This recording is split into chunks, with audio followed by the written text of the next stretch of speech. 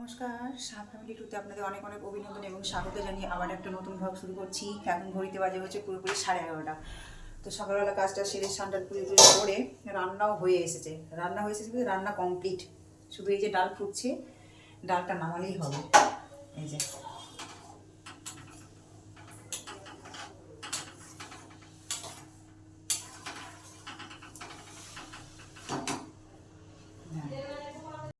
ডাল ফুটছে, ডালটা নামাবো, দিয়ে রান্না আমার কমপ্লিট হয়ে যাবে। তো আজকে রান্না করলাম হচ্ছে, এটা হচ্ছে টমেটো দিয়ে পেঁয়াজ দিয়ে মুসুর ডাল করেছি, বেগুন ভাজা, আর আছে এই যে বাঁধাকপির তরকারি করলাম, আর আছে গতকাল রাত্রে এই যে মাংস এনেছিল, মাংস হয়েছিল, তো মাংস এক বাটি বেঁচে গেছে, তো রেখে দিয়েছিলাম, এখন গরম করে নেব। জমে গেছে একবারে।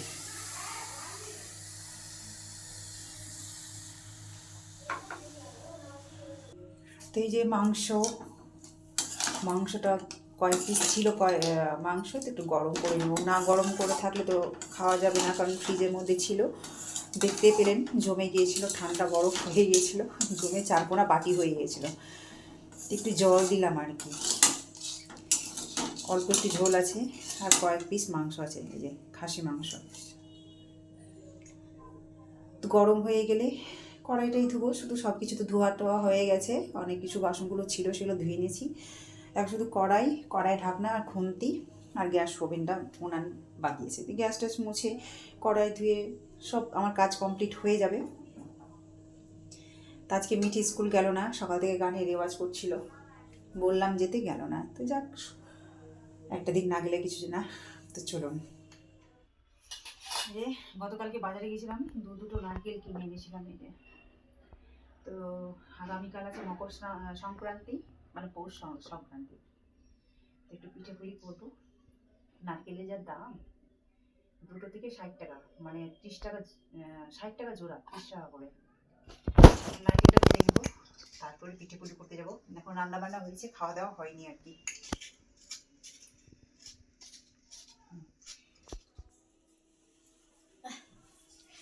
এখনও রেডি হচ্ছে, ওর মাসি বাড়ি যাচ্ছে, আমি যেতে দেবো না, জোর করে যাচ্ছে। আর এও সঙ্গে নিয়ে যাচ্ছে জোর করে। গানের রেওয়াজ হয় না ভালো করে, আর ও যাচ্ছে লেখাপড়া ছেড়ে। টিউশন আছে, টিউশন বন্ধ হলো, স্কুল তো গেলই না আজকে। জানতাম না, বুঝতে পারিনি যে ওর মতলব আছে।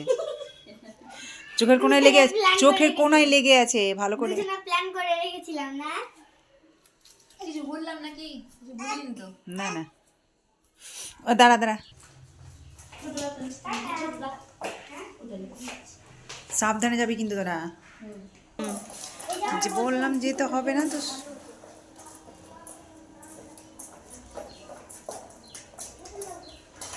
পৌঁছে ফোন করবি আবার।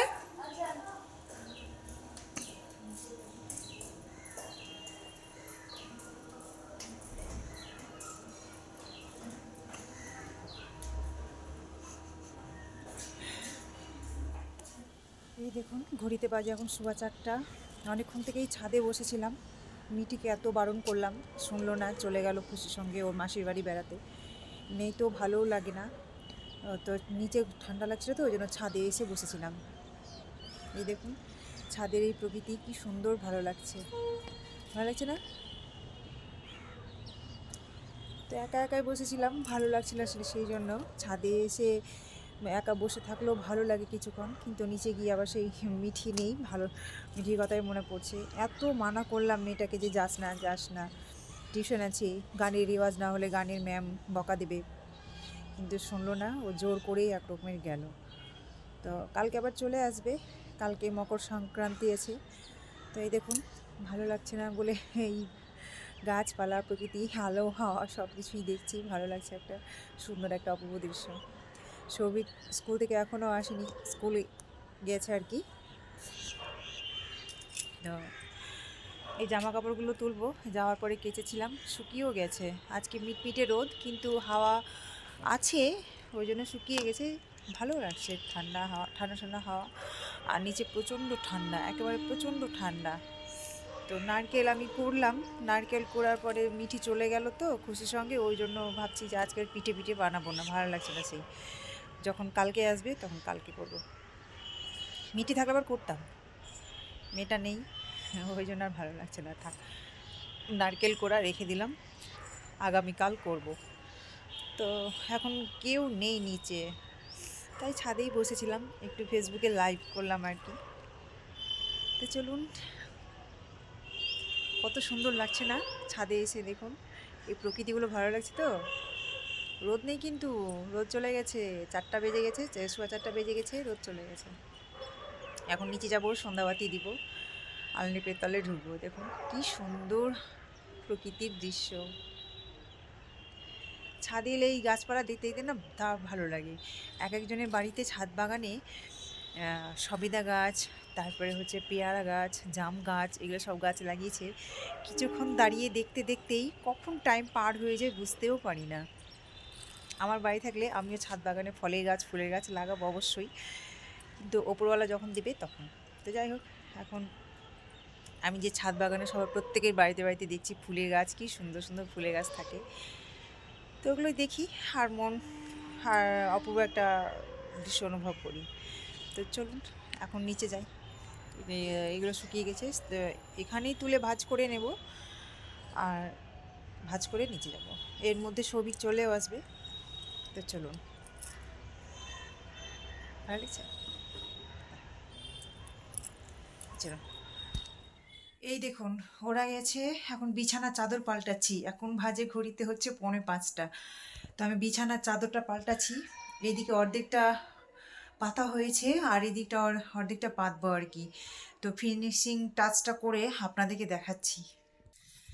এই যে দেখুন, বিছানা টান টান করে পেরে নিয়েছি, তো দুটো বালিশের কভার পরাতে আছে, কভারটা পরিয়ে নিব। তো দেখুন তো ব্যাক ক্যামেরা দেখো, আমার ছেলের মতো টান টান করে পারা হয়েছে কিনা। আমার ছেলে তো বিছানা একদম টান টান করে পেতে থাকে চাদরটা, প্রত্যেকটা দিন ওই সকালবেলা বাসি বিছানা ঝাড়ে আর টান টান করে পেতে রাখে বালিশ, তারপরে হচ্ছে লেপ, এগুলো সব ভাঁজ করে রাখে।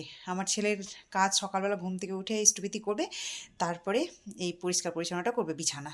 তো দেখুন তো এখন আমি চাদরটা পাতলাম, যদি আমার ছেলের মতো টান টান হয়নি। আমার ছেলে এসে সেই আবার বলবে যে কোচকানো হয়ে আছে, পাতা হয়নি, এই হয়নি, সেই হয়নি। তো তবুও কাজ চলা করলাম, বাকিটা আমার ছেলে এসে করলে করবে, আর না তো দেখা যাবে। তো চলুন, এই যে বিছানা চাদর পেতে নিলাম আমি। শুভরাত্রি, এখন ঘড়িতে বাজে হচ্ছে 9:15। এদিকে রাতের রান্নাও হয়ে গেল, আর সন্ধ্যাবেলা চাটা খেয়েছিলাম, সেগুলো বাসনগুলো এখন ধুবো আর ঘরটা ঝাড় দিয়ে নিচ্ছি, সব খেতে বসবো। তো এই যে দেখুন, এই যে ঝাড় দিচ্ছি, হাতে আছে ঝাঁটা আর ঘর ঝাড় দিচ্ছি। এই ঘরটা দিনের মধ্যে কতবার ঝাড় দেওয়া হয়, খেতে বসলে, হাঁটতে গেলে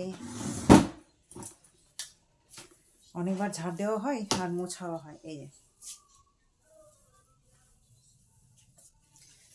তো ঘর ঝাড় দিব, তারপরে ওই যে কলতলায় যে চা খেয়েছিলাম বাসনগুলো আছে, সে বাসনগুলো ধোবো, তারপরে খাবো। আর খেতে খেতে অনুরাগের ছোঁয়া সিরিয়াল দেখব। তো এখন আগে যদিও সন্ধে লাগলেই টিভি দেখতাম, এখন সেটা আর হয় না। ওই শুধুমাত্র কিছুদিন আগে পর্যন্ত 2টা সিরিয়াল দেখতাম, একটা দেখতাম অনুরাগের ছোঁয়া আর আরেকটা দেখতাম হরগৌরী স্পাইস হোটেল। তো হরগৌরী স্পাইস হোটেল ডেট বলছি, টাইমটা চেঞ্জ করেছে, 10:30 করেছে না, 11টাই করেছে, ওই জন্য আর দেখার হয়ে ওঠে না। ওই শুধু অনুরাগের ছোঁয়াটাই দেখি, ওটাও যদি টাইম চেঞ্জ করে যায় তো ওটাও বাদ হয়ে যাবে, অত রাত্রে দেখা সম্ভব না। ওই জন্য অনুরাগের ছোঁয়াটাই শুধু দেখি। তো 9:15 বেজেই গেল, চলুন তাড়াতাড়ি করে কাজটা সেরে নিই, দিয়ে খেতে বসবো। খেতে খেতেই অনুরাগের ছোঁয়াটা দেখবো। অনুরাগের ছোঁয়াটা অর্ধেক দেখি আর অর্ধেক দেখতে পাই না, ওই কাজ করতে করতেই, বাসন ধুতে ধুতেই আমার খাপছাড়া হয়। তো কলতলা থেকে শুনি। তো যাই হোক, চলুন ব্লগটা আমি এখানে শেষ করছি। আপনারা ভালো থাকবেন, সুস্থ থাকবেন, আর এই ব্লগটা যদি সত্যি ভালো লেগে থাকে তো অবশ্যই একটা লাইক, কমেন্ট, শেয়ার এবং সাবস্ক্রাইব করে দেবেন। তো আজকের মতো টাটা, আবার আগামীকাল একটা নতুন ব্লগ নিয়ে আসবো। তো আপনারা সবাই ভালো থাকবেন, সুস্থ থাকবেন এবং সাবধানে থাকবেন।